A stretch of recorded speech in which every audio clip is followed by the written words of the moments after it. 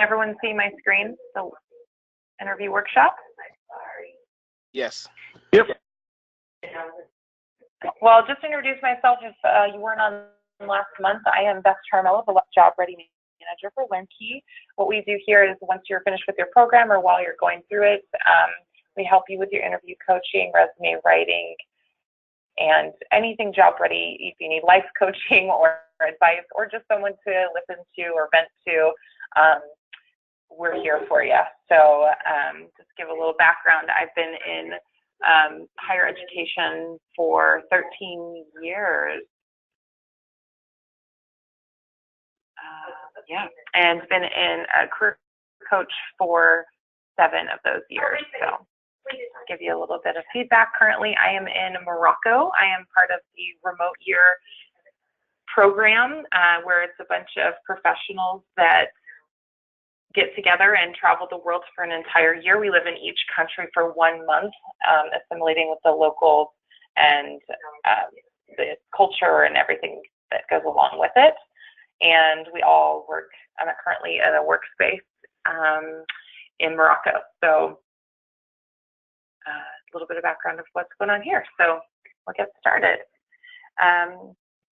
So our agenda today is your preparation for interviewing, what you should do before, what to wear, arriving to the interview, some practice of interview questions where I hope that you all will chime in on that one, and closing, how to close the interview, following up after, and then we'll have some more time for practice, hopefully. I think we should.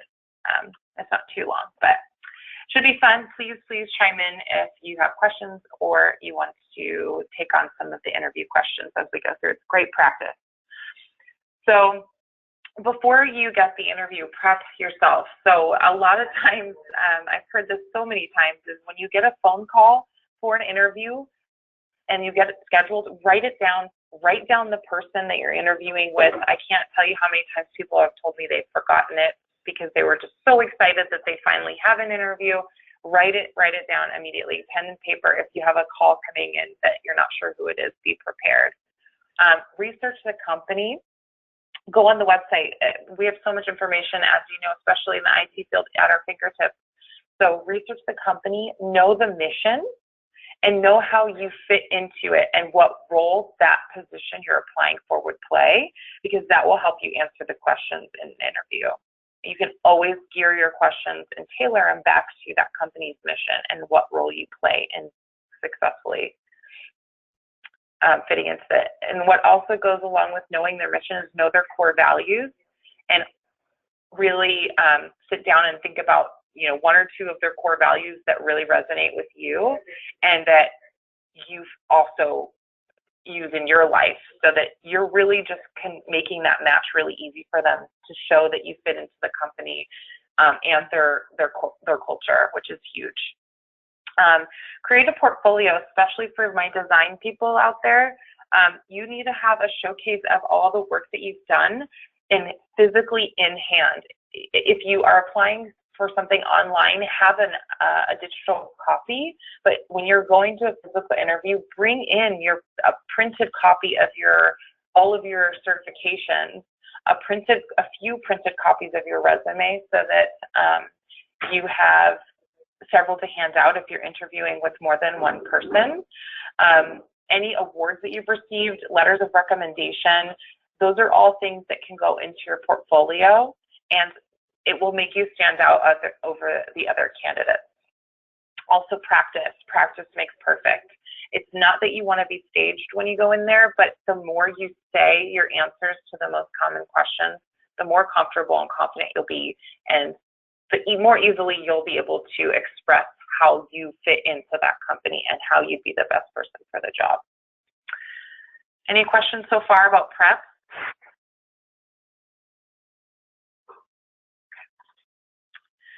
What to wear.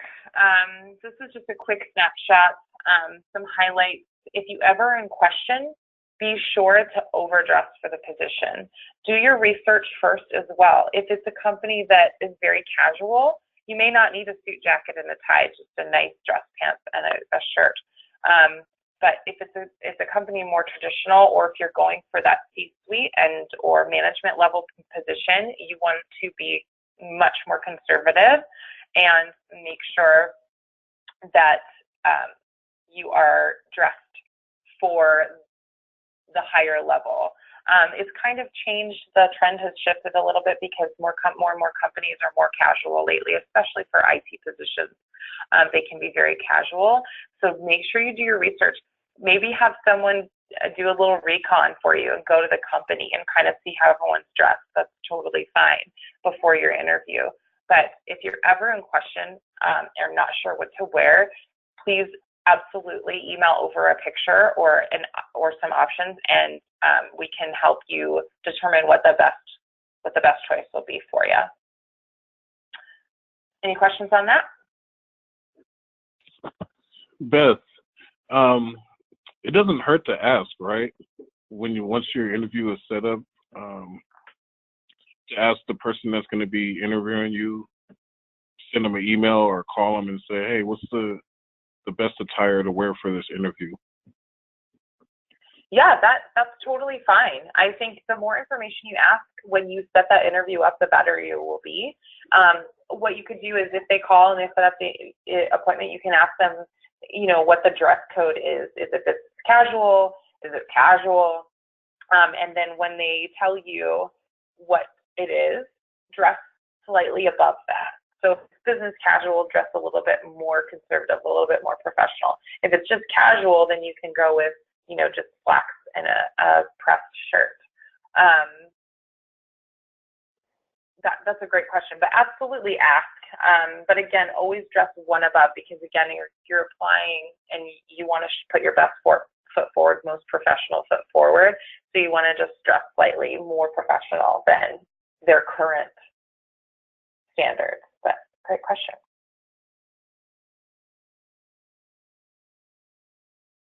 Any other questions? Yeah, Beth. I would think that the dress process is probably one of the eliminators in the interview, to where they probably want to see what type of individual that they're going to get.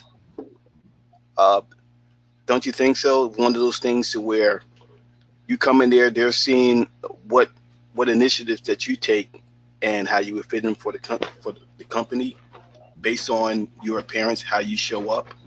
If you show up in jeans or casual or formal. Yeah, absolutely. It's the first impression, and we all know about first impressions. So if you walk in and you're underdressed, it can be distracting for them, and they may not even listen to your answers. Hopefully not, if that's the case. So that's why I just always say err on the side of conservative. So if you're not sure, or if it's like a really casual company and you're not sure what to wear, just go a little bit more conservative, because you're absolutely right. It could make or break your interview if it's between you or someone else, and the other person dressed poorly, but you all are equal in every way. They're probably going to give it to the person that dressed more professionally, because it just presents a more professional candidate. So that was, yes, great input. Yes, thank you. Colors matter too. So I always go with non-threatening colors like blues and purples, or cool colors are always good to use. So again, if you have any questions or you're concerned, you can always just send us options, and we can help you determine which would be the best. Beth, which colors should we definitely try to stay away from? So anything too bright. I think that like reds are never really a good color to go to. Yellow sometimes. Those are the warning colors: red, yellow. So cool colors. Navy is fantastic. I think it's just an easy one. Black is great as well. Grays, purples, even pink would be fine if you'd like to do pink tie or something. Yeah, just very like subtle colors. Okay, great, thanks.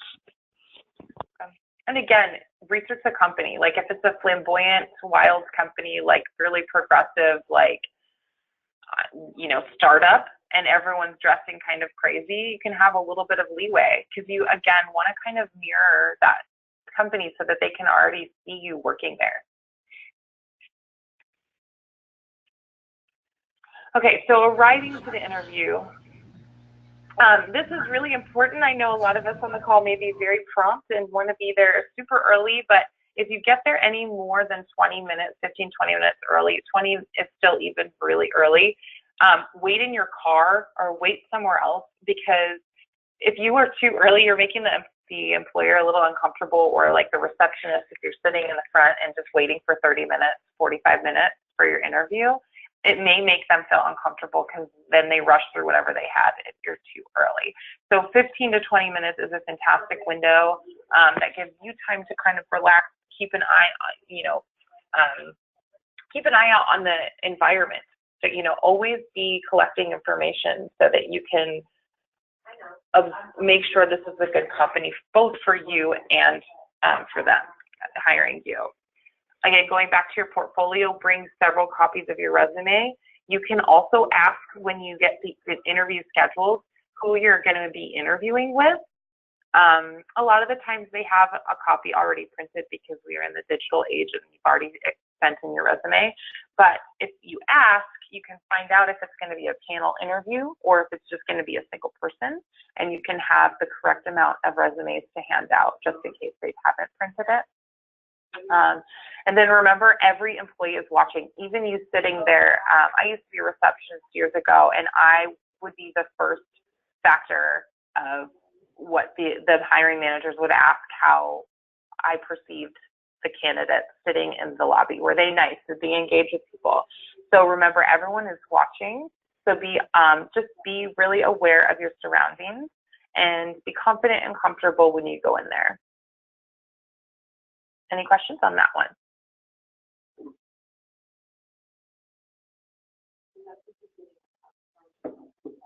All right, cool. Pretty straightforward on that. Interview questions. This is the fun part. You're now all prepared and you've arrived on time, 15 to 20 minutes early. You're looking nice in your outfit. And now for the good stuff, the meaty stuff. So tailor your answers to what you know about the company. That is crucial. If you are giving information that's totally irrelevant to a company, it's not going to be effective. So use your research, make notes, and bring those notes with you. That's totally fine. So bring something with you and say, oh, I actually learned this about your company. This is, what I'd like to know, or this is how I fit. That's totally fine. Use the STAR method. Does anyone out there want to take a shot at the STAR method? Do they know what it stands for? STAR.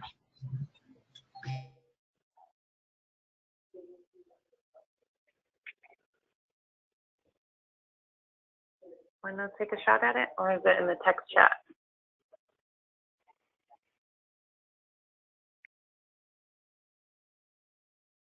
Okay. So the STAR method is a way to answer interview questions. And if you remember STAR, it's the situation or task, the action you took, and the result. So the way that you answer the question is you're telling a little bit of the story. You're telling those key points. So if someone were to ask you, especially like a behavioral question, tell me about a time where you had to interact with a difficult customer or client, which is a very common question. You would describe the situation or task, which would be, I had this client that was angry because. You would describe the action you took. After I listened to them, I immediately jumped on to research their issue and found that it was this, blah, blah, blah. And then the results would be, after researching their issue, I solved their problem and they were incredibly happy. I got an award for being the best employee ever 5 years in a row. So it's key to do that because it keeps your answer organized. It sets the stage to show the employer that's interviewing you how well you handle tasks and the actions you take. It also shows probably your initiative. And again, it keeps you organized so that you do not overshare too much information.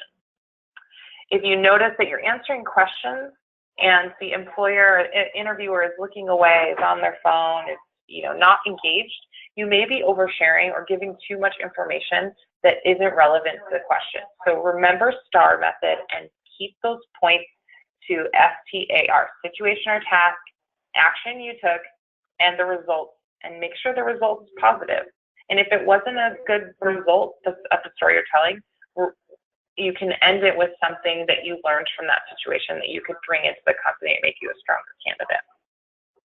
Make sure your answers are complete and concise. And again, going back to the STAR method, if you follow that formula, they will be complete and concise. Practice, practice, practice.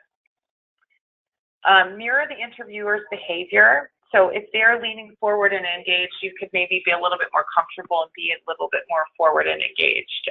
If they're sitting back and they're more casual and calm, definitely kind of keep your questions calm and set the environment for them to feel comfortable, because most interviewers, they remember your answers, especially technical questions. They want to make sure you have the aptitude, but they also remember how you make them feel.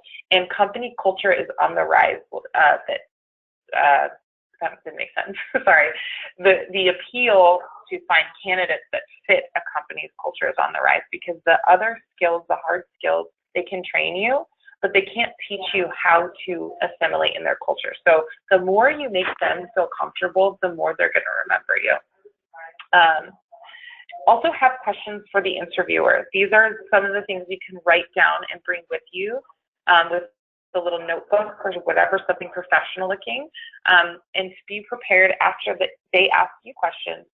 Respond back with some questions that you couldn't find on the internet. Make sure that the questions kind of show your enthusiasm for the position.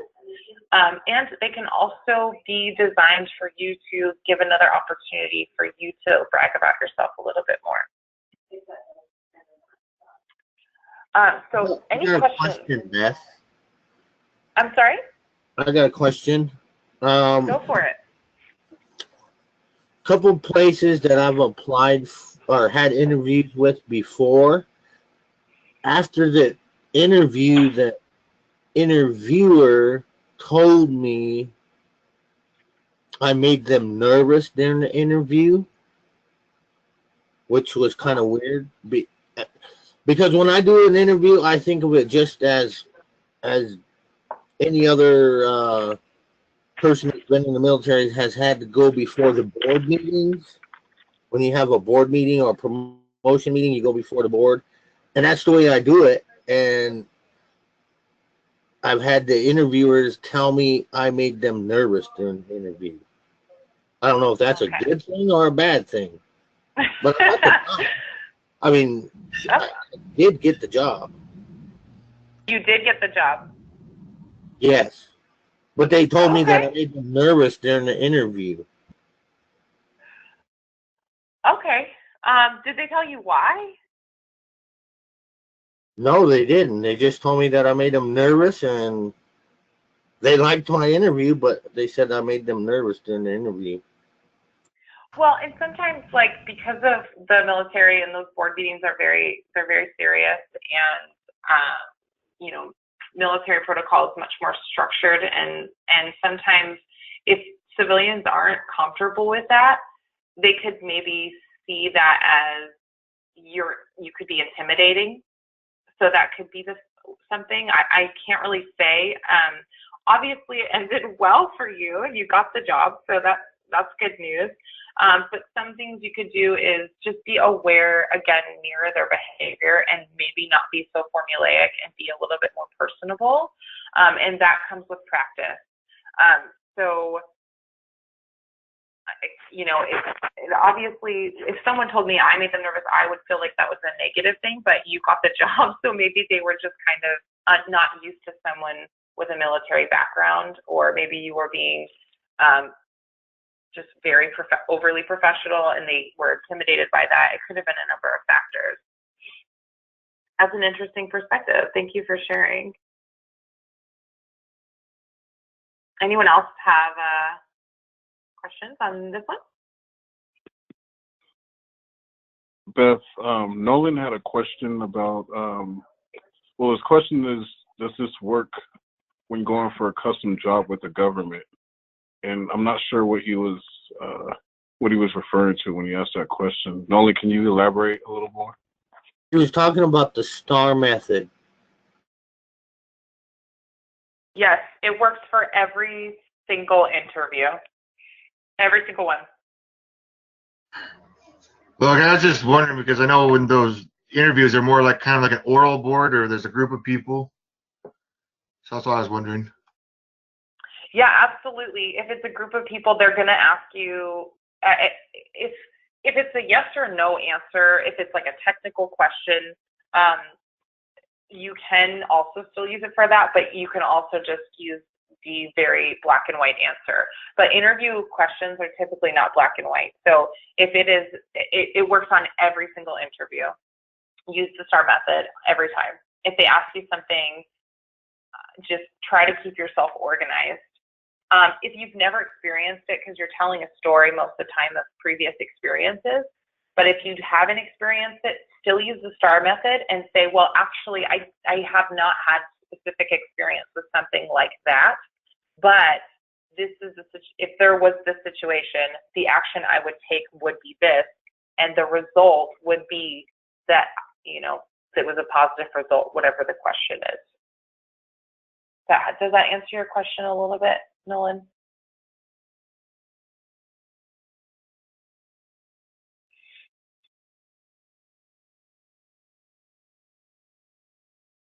Yes. Hopefully. Yeah, Beth, okay. he replied in the chat. Okay, awesome. Thanks.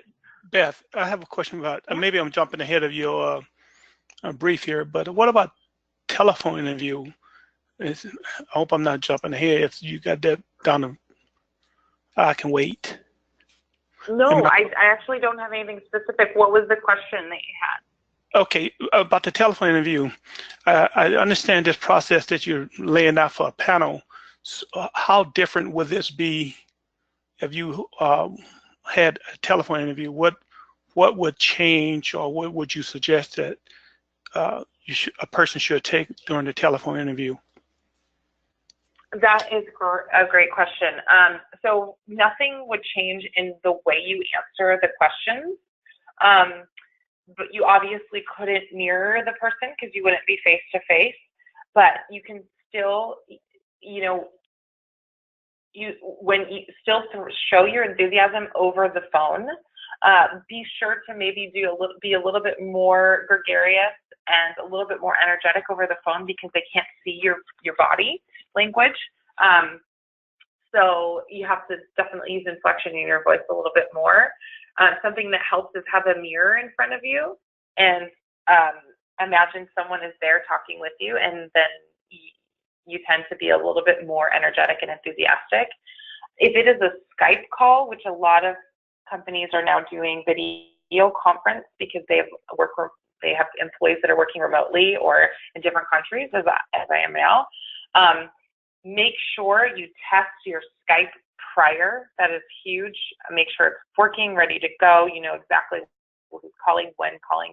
Check the background behind you. Make sure it is a neutral background, nothing distracting so that they're looking at you.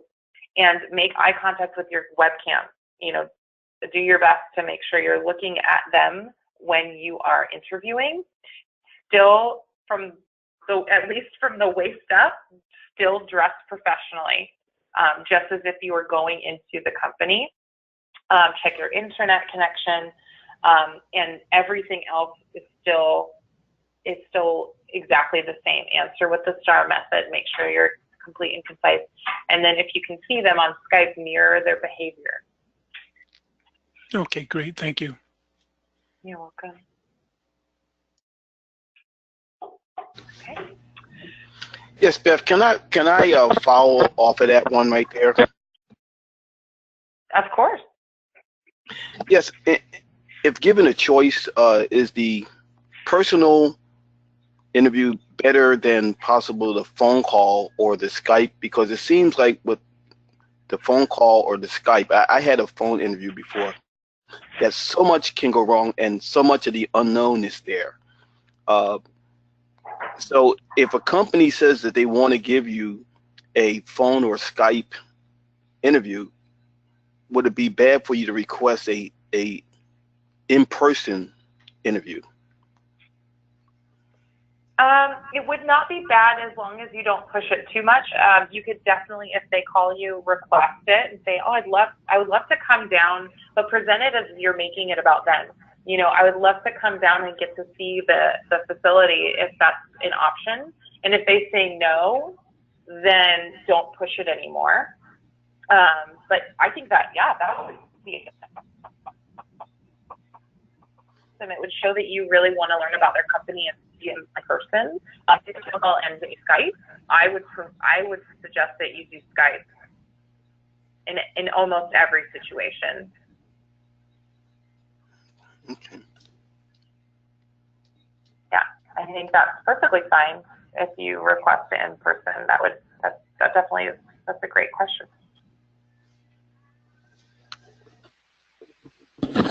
Okay. Thank you. You're welcome. So now commonly asked interview questions. Who is ready to be brave and take on the first one using the STAR method? Well, actually, you can kind of use the STAR method on the first one. It's not really a question, but tell me about yourself. Who has gotten this question in an interview? I have. Anyone? Okay. Yes, Wendell. Wendell, do you wanna try it? Oh, well, it worked before. Awesome. Do you feel comfortable sharing it with us? I'm just trying to get my thoughts together. Okay. Well, I'll share one first, and then if you feel comfortable after, then great. Sure. If not, totally fine. Okay. Sure.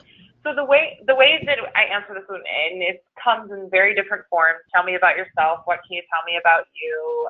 Introduce yourself. You know, these kind of things. This is your elevator pitch. This is your time where you get to share a quick 30-second introduction about you and how you fit into this job. So this one you should have a foundation of what you want to say in every interview, but it should also be tailored to the job and the company you're applying. So practice before you go. Do your research. So if I was applying for LearnKey, I would look up their core values. Ease, value, trust is our core values. I would know that. I would know how my role, say as a job-ready manager, fits into their company. And I would use that in my tell me about yourself. So what I would say is I always start with the why. Why are you applying? Why do you want to work here? I start with the why, and then bring back a little bit of my history to back up the why, and then end with how you kind of fit into the company. So I'm applying for this, or tell me about yourself is the question. Well, I am passionate about helping veterans. I bring with me 13 years of working in higher education, with 7 of which has been directly with recruiting and career counseling. And I know that every company can be incredibly efficient if they have ease, value, and trust with their employees. And I look forward to discussing more about myself and LearnKey. So I just made that one up now. So if that didn't sound that great, I can give you another one. I was just trying to show you that you can do it on the fly. Anyone else want to try it? Well, quick question, Beth. Yeah. When you're talking about tell me about yourself, is this just professionally, or because I think sometimes they kind of want to know about you personally as well. not just what you've done and some things like that. So when they're talking about, tell me about yourself, is it mainly professionally, or do you want to throw some personal stuff in there too? Like maybe you're a parent, or maybe you're someone that volunteers at your kid's school, or things like that. Is that stuff that they want to hear, or is it mostly just professional? All professional, but you want your personality to show through. You don't want to share about your family. They don't want to hear about that unless you're applying for like something in family counseling and you can relate. You always want to tell about your professional self. And personally, both in my professional and private life, I do love helping veterans. I do it on both ends of the spectrum. So that is kind of a personal thing about myself, is I really, truly am passionate about helping vets, but it also happens to work for Tell Me About Yourself with, if I were applying for LearnKey. But that's why I say always start with the why. The why should be, why are you applying? For a lot of you out there, you would say, well, I am really incredibly dedicated to IT. And then you go into the why you're dedicated to IT. Then you go into the why that IT is going to be beneficial for the company. That's kind of the structure of that answer. Gotcha. Thanks. I have asked in interviews, when they ask me this question, I have asked them whether they want to hear, to define the question themselves a little better. Do they just want professional, or do they want to know both, a little personal and professional? And they'll usually ask you or tell you when you ask them that what they want, whether it's just all professional or a little personal too. So that's great. That's great feedback. Thank you. But do your research, because sometimes they try to trap you and they make you feel comfortable and they want you to say something that will disqualify you for the job, or that you have or it could be an obstacle. So do your research about the company. If you notice that they all play kickball as a team building thing, say, I play kickball, and relate it back to them. But it's always going to be professional. They legally can't ask you things about your personal life. I mean, you're protected through HR laws. They can't ask you they can't ask you how old you are, but they ask for your birth date on the application, so that gets them around it. But they can't ask you if you have kids. They can't ask you personal questions. They can ask you something like, are there any obstacles that you see getting you in the way of getting this position? And you can honestly answer that, but typically they won't ask you anything personal. But again, if you see on their website that you have something in your personal life that relates to the company and the culture, definitely share that. Does that help kind of give you some boundaries on that question? Yes, Does anyone want to definitely. practice it? Does anyone want to take a stab at it?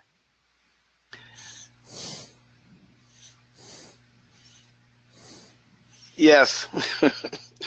Okay, you ready? Yeah, it feels like I'm in a real interview now. Well, you know what? You are your own best subject matter expert. So if you say something wrong, we'll never know. That's true. Okay. This is not the time to be shy, Wendell. Me, shy? I know, I don't get that from you. Awesome. All right, Wendell, tell me about yourself. Okay, my name is Wendell Daniels, and I'm a retired veteran out of the United States Air Force, which I spent 24 years in, and the field that I was involved in was administration, basically handling personnel actions and human resource actions. I've worked for the government for 15 years doing the same process. Now I'm seeing that the IT field is more relating to what I did in the past. So I'm trying to get my schooling to apply forward because this field is going to be detrimental to my career. And I feel that I'm getting stronger in it, and it's much needed. So how's that? That was good. That was great. That was amazing on the fly. That's so great. You gave. It's exactly on the fly. Yeah, that was awesome. Very cool. Very cool. And that's why we practice, because you're never going to be interviewing on the fly like that. So you always want to have it ready, even if you run into someone at a function and personal life, and they happen to be hiring for something you want. Always have in your back of your mind being ready for this type of thing to give your history. So that was great. So some things, Wenzel, that you can approve is maybe start with your passion. Say, I love that you said you were retired, you were in the Air Force, you did administration. Say, after my whole career, I realized that IT was where I wanted to be, so I went back to school for it, and now I'm, excited to take my next career path in IT. And maybe talk a little bit more about, your goals in IT and what you're excited about for that. Because you gave great history, and then maybe just adding a little bit more about the IT aspect and why you kind of chose that. Okay. Thank you. Good job. That was awesome. It'd be hard to follow, but does anyone else want to try? Get him, Anthony. Sure, I will. Awesome. Tell me about yourself. My name's Lawrence Fry. You can call me Larry. I commonly go by Larry. I served in the military close to 10 years. Worked in the IT field in cabling for 2 years, 3 years, and furthered my education into more of the security aspect. I find that very intriguing and hope that I can be a strength for the company. Awesome. Great on the fly. Great job, Larry. So that was awesome. And it's hard because we would tailor it to a specific job. So instead of at the end, if you had a real company, at the end that you would say a strength for the company, you could add in there something specific about their mission. And again, we don't have a company right now to practice with, but that was great. Great job, both of you. Thank you for sharing. So does anyone want to try the STAR method? Does anyone want practice with that? What's the STAR method? The STAR method for interviewing, the one we went over previously, the situation or task, action you took, and the result. Oh. So we'll say, tell me about a time where you had to interact with a difficult customer. Does anyone want to try that with the STAR method? I can do it. Okay, awesome. Okay, this is a situation. I was the superintendent. I was working for the Air Force. I was a superintendent, and I had 12 people working for me. I had a situation where two of my coworkers, they weren't getting along, and they were causing dissension within the ranks. So what I did, I saw that it was affecting productivity. So I took the one person outside and we talked, and that person shared the problems that they were having within the group. Then I talked to the next person and say, what's the problem on that end? Well, the problem was that person doesn't like me as a coworker, blah, blah, blah. So I got both of these individuals to sit down, and I told them that it seems like the problem that you guys have is the same thing. You both respect each other, but you don't realize that you do. So they shared their thoughts with each other. And from that point, they didn't have a problem. It was just the unknown. So they became very, very good friends, and the productivity picked back up because we shared communications. It was just a lack of communication between the two. And once it got together, the productivity in the office went back up and all the tension was gone. So that communication process became very important for the group. And once we started communicating with each other, we never had those problems again. So that's how we handle our communication problems. That was perfect. That was perfect. The situation was that people were not getting along. Productivity was low. The action you took is you had conversations. You pulled them out separately. You made them feel comfortable and confident in trusting you and telling you how they felt.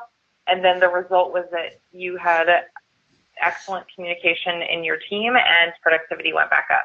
That was perfect. And that could be used. Go ahead.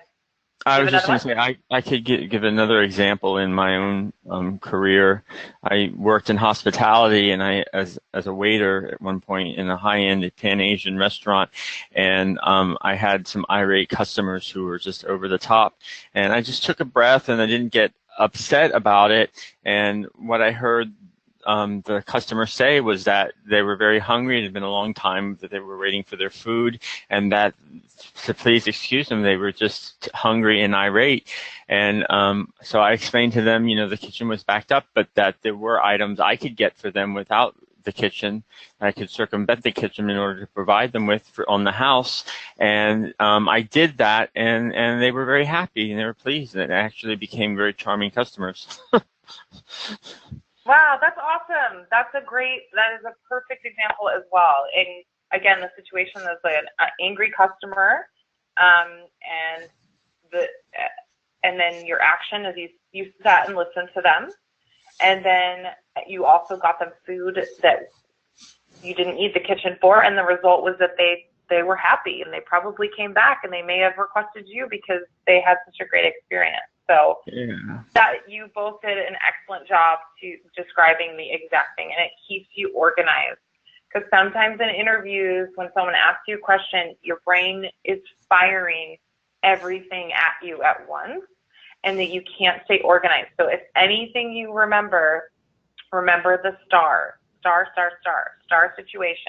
situation or task, action you took, and the result. Okay, anyone else want to try or practice? Sure. Okay. Tell me about a time where you had to handle a difficult customer. The difficult customer was the Bureau of Reclamation. We were installing all the fiber to a fish, what do they call it? A fish plant that they had just recently installed next to the dam with a fish ladder. And they needed the fiber for the pump houses to feed their wells, their live wells, and so forth, and to correlate the spill gates on the dam. And the original people that laid the fiber messed up in a section of the fiber. The fiber ran 3 miles. There was so many pump houses, 8 pump houses over a 3-mile period to go around the dam and behind the dam to get the water out of the back reservoir.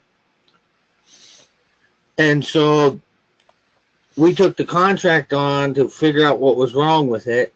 And the Bureau of Reclamation was extremely hard to deal with. Not only did you have to have a security clearance, and you weren't even in the dam, but at one point you had to go in. So what I did was I tested out all the lines, found where the fracture was in the fiber, marked off the location, and the Bureau of Reclamation representatives that we had to talk with were constantly angry because they were on some kind of time schedule. So what I did, they didn't quite believe me because the contractor before me kept pushing them off, telling them falsifications to buy time, and he never actually completed anything. So what I did was called in an outside firm to have a tech come out and test the same thing, print out readings that were the same. He got the same results as mine, to print out his results and present it to BOR. And at that time, that's when they started believing in what I was telling them. We dug it up. We fixed it. Again, I called the outside firm to send the tech out. Tested again. We both presented our test. Bam. They were all happy. I got to go in the dam, fix what was there that was wrong, and everything was kosher. Awesome. That's great. So with that one, you could definitely consolidate it a little bit more and keep it a little bit more concise. But you hit all the spots. You described the situation as there was a fracture in the fiber. You went out there and you built the trust with the angry people, the angry department, by getting a second opinion, and then made sure that was the error, and then fixed it, and then they were happy afterwards. So that was great, but you could definitely consolidate and make it a little bit shorter of an answer, with a little less detail. But you hit all the stops, so fantastic job, especially for doing it on the fly. All right, so we have some not so common questions. This not so common interview questions come up especially in companies that are trying to figure out if you fit their culture. What these are some of them are logic questions. Some of them are just to see how you react, and some of them fit their team. Like if they have kind of a little more goofy, casual team, they may ask you what your superpowers are. So be prepared for some of the not so common questions. Has anyone had any not so common questions they want to share or weren't sure how to answer?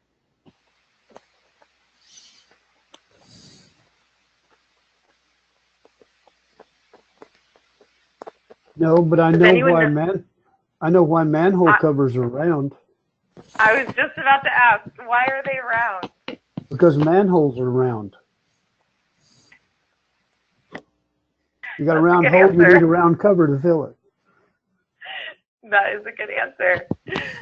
But actually, why they are round is because if they were a different shape, the cover could potentially fall through.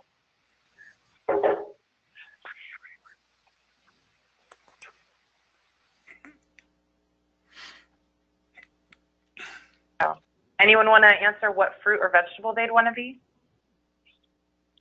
Yeah. It's Wendell. Which one would you be, Wendell? Spinach. And why? Because that's what Popeye eats. Perfect. I love it. That's great. And so just being on there ready to answer something, because we all are going to practice the most common questions, but some of these can just, we can see, like right now I know that Wendell can jump in and pretty much is not afraid to answer something quickly and make a decision, right? So it teaches you a little bit more about the person when they ask you some crazy questions. Especially when they're sitting in Hawaii.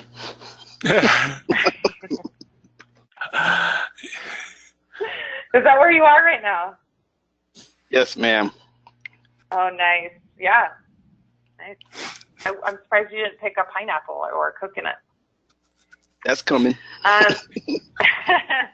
Okay, so following up, I'll go through this real quickly because I know we're over time right now, but I want to the follow-up is just as important as the preparation and the questions. Thank the interviewer, get a business card. I can't emphasize enough, get their contact information so that you can follow up with a thank you note. Get a closing date for the job. Ask them, when will I know? When is something When is the close date for this position? When are you looking to make a decision by? And send a thank you note. A lot of people may seem like it's a little bit passe or a little bit old school, but you can also handwrite it and bring it back and leave it at the front desk. But make sure you do that immediately. It also gives you another opportunity to remind them who you are and why you fit for the job.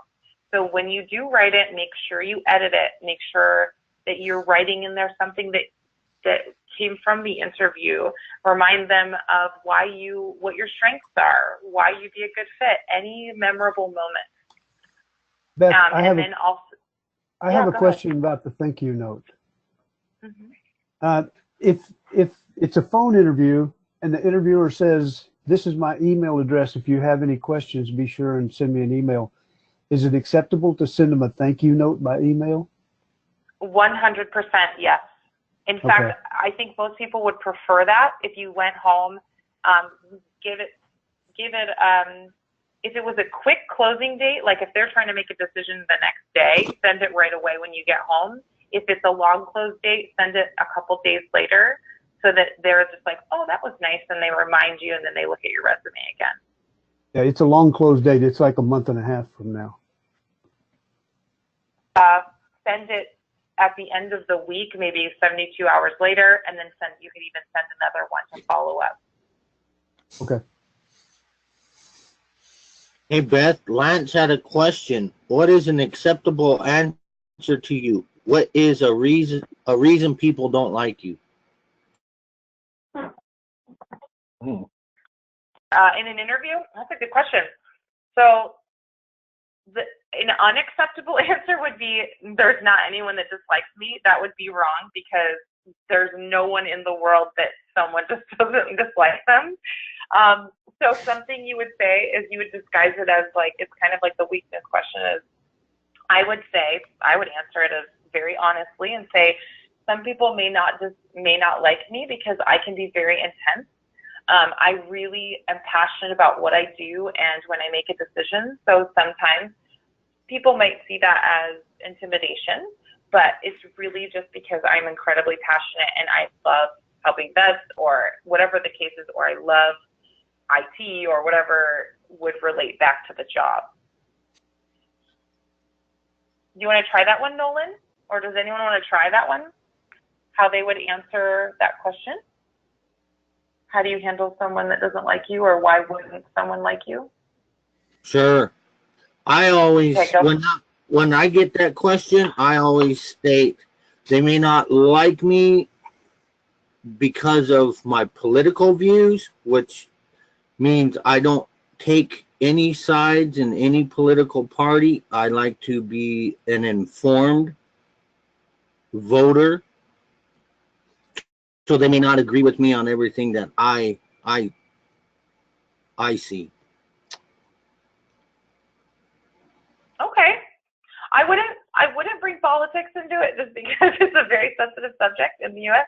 But I like that you said that you could say something like, people may not like me because of my opinion, and just leave it as general, like your opinion, but you definitely take the time to research information to ensure that you are educated when you do make your opinion, or when you determine your viewpoint.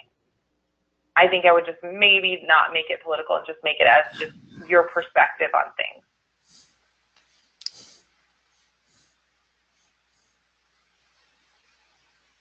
That makes sense. Absolutely. So we are a little over. We did start a little late. I understand if people have to take off. I do have everyone's name down, so if you do need to take off, go ahead. And Beth, I appreciate you for spending a little extra time today, because we did get to a late start. I have a question. I think it's pretty important to the interview process, and I think it's one of the most, well, for me, past experience, one of the most important questions. It seems like at the end of interviews, it's like they save this for last. They always ask, "What do you think we should pay you?" Which I think is an eliminator. I think that will be the question that you're either going to be in the game or you might be out of the game by how you answer that question. Yeah, you're absolutely right. I think that's a great one. We can go over that right now. So when you interview, you get a job title, you know the company, do research. So the Board of Labor and Statistics, or it's actually Career One Stop. I can go there right now. Can you guys all? Oh wait, I can't do it on here. I'm just kidding. Let me do a new thing. Can you all see my screen still? Yeah. Okay, so here is a great place to start.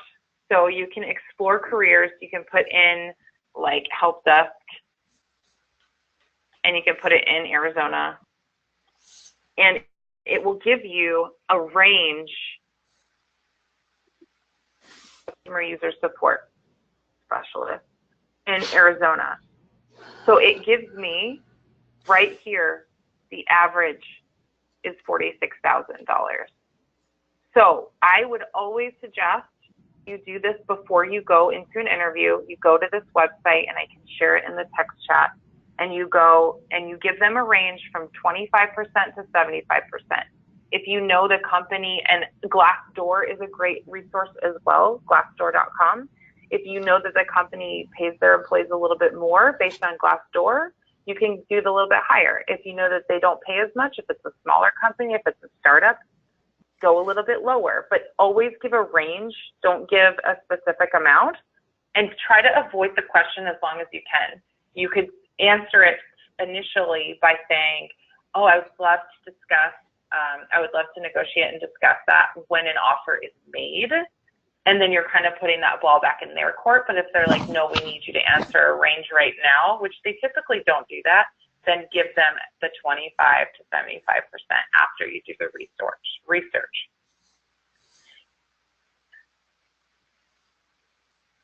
I got a question. A friend of mine recently went to an interview. A couple of days later, they called him back for another interview. And he was asking me what did I think his percentages were. And I told him, if they call you back for a second interview, that means you're competing with you're one of the top 2 picks, and they're trying to decide which one's going to be better for their company. Was I right, or I don't know, because he's like all freaking out about it. And I said, well, if you got 2 interviews, I said, you're doing good. You have to be. Yeah, absolutely. Second interview is huge. Second and third interviews are not unheard of, especially for higher level positions. So treat it as the same. Do more research. Find out, who you're interviewing with the next time, so that you know if it's a different person, you're prepared to meet them. Know the executives of the company, because if it's a higher level, you might be meeting with them, and typically they have it listed on their website. That is a great assessment. If you have a second or third interview, that is a great sign, and you've made it to the next step. So you were right. I have a question about. Yeah. Go ahead, Larry. Well, the second interview, they're paying for a flight for him to go down and actually meet them in person. The first one was a Skype interview. He's doing great.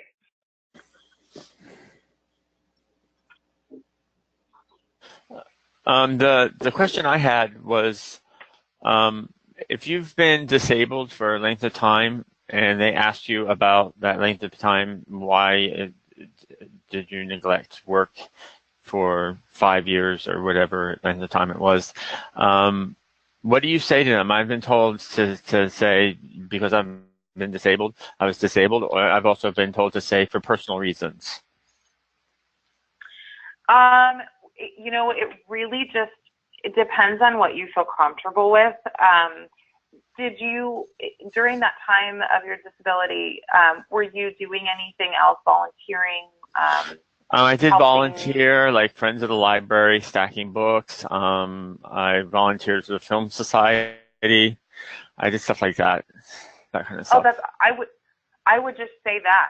I would just say, I mean, if you feel comfortable sharing whatever you feel comfortable sharing, but if you don't want to share anything, if there's a gap on your resume, make sure you have your volunteer work there on your resume so that it fills the gap, and I can help you with that. But then in an interview, you would say, oh, honestly, I had the opportunity to take some time off work. So during that time, I just kind of buried myself in volunteer work, doing things that I'm passionate about. And that's how you can answer it.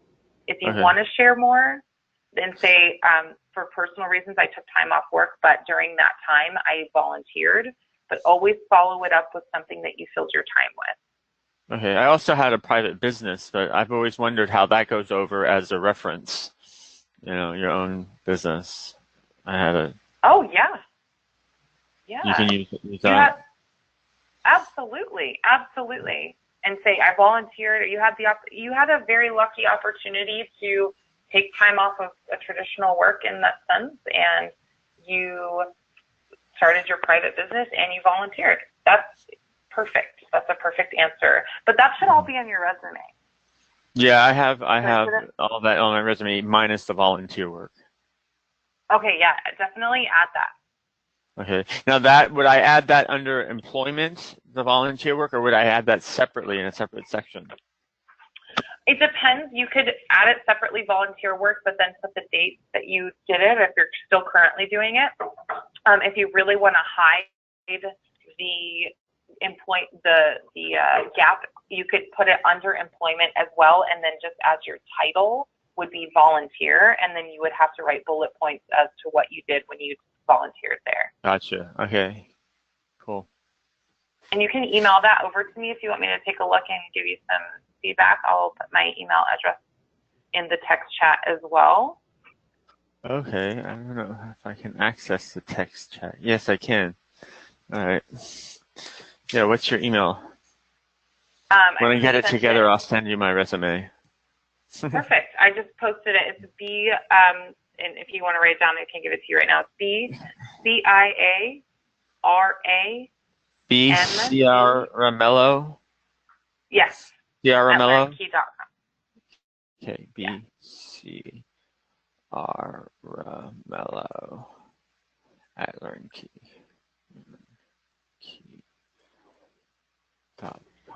Okay. It's in the text box.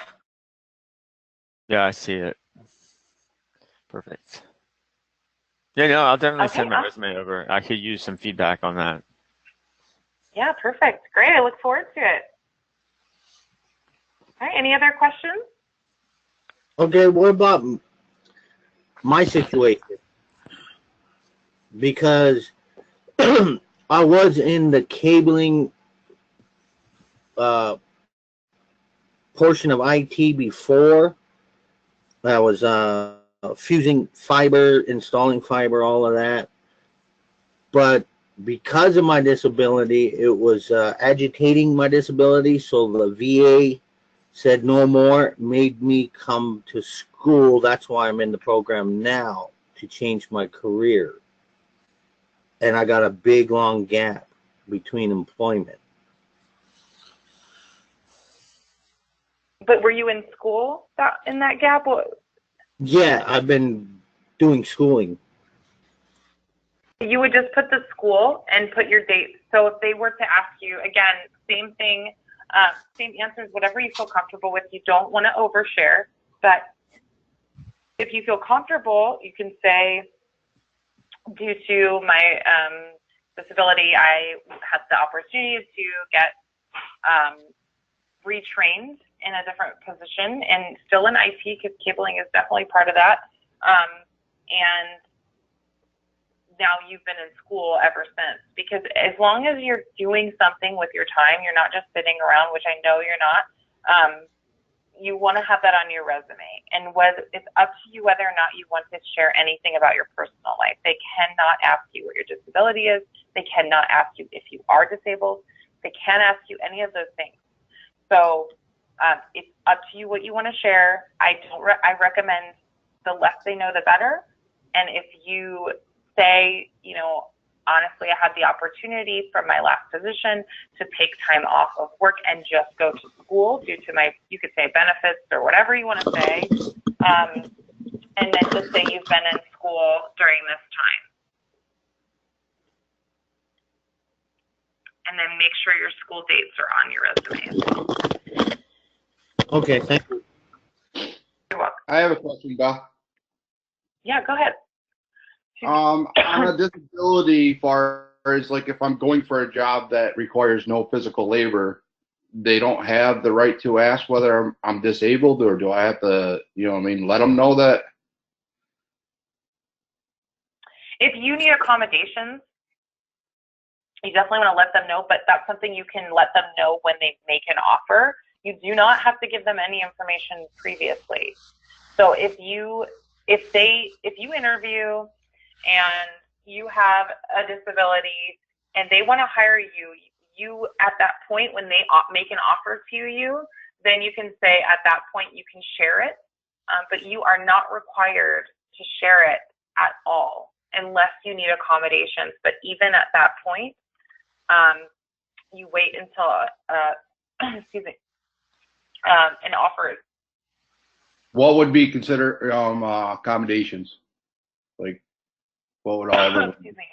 Like they could provide you with a higher desk. If you need a certain height to your desk, they could provide that instead of the standard issue, whatever they provide for everyone else.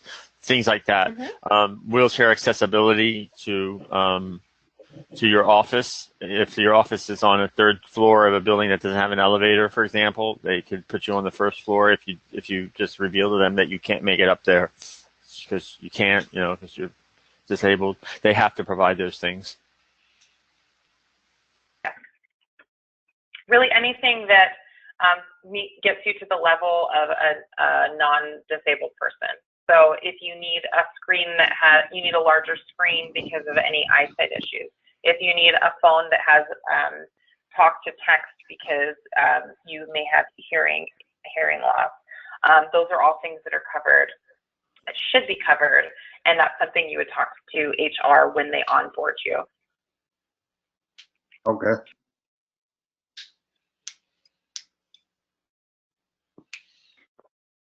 Then there are some companies I know that do ask about disability in the application process, and you don't have to answer one way or the other. You could decline to reveal whether you're disabled or not, but they actually actively seek out disabled people to employ.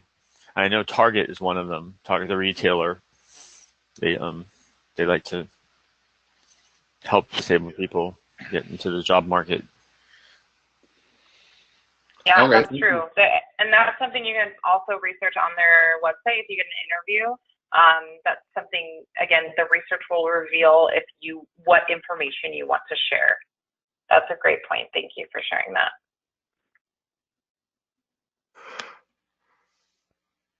All right, everyone. So we are a little over. Beth, I appreciate you taking the time. I don't want to. We can be here all day asking Beth questions. I want to let her get back to today.